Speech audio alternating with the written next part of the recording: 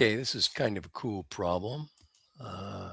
We've got triangle ABC with altitudes drawn from A, well, and B and C if you want.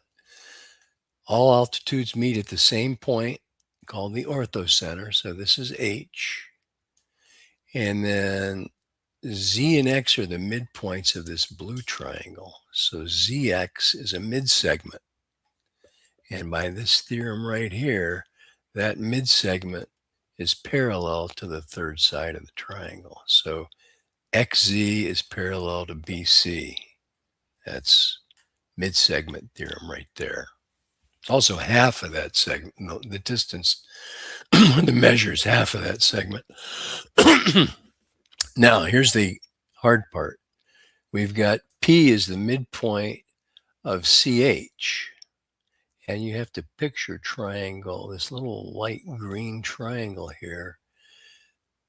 P and Z are the midpoints of this side, HC and AC. So PZ is a midsegment, and it's parallel to this third side, AH, which extends down to AD. So there's the midsegment theorem again. And now what we have is we've got two parallel lines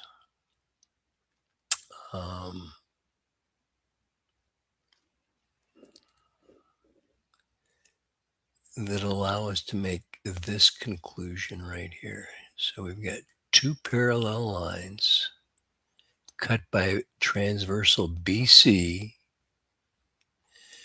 It's perpendicular to one of the parallel lines because this is an altitude.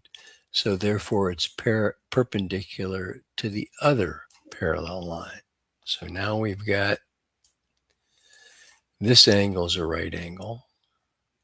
And now we've got these two parallel lines right here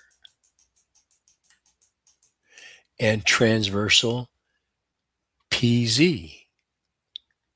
And we know it's perpendicular to one of those two parallel lines, so it has to be perpendicular to the other one. Okay, and that's why that's a right angle.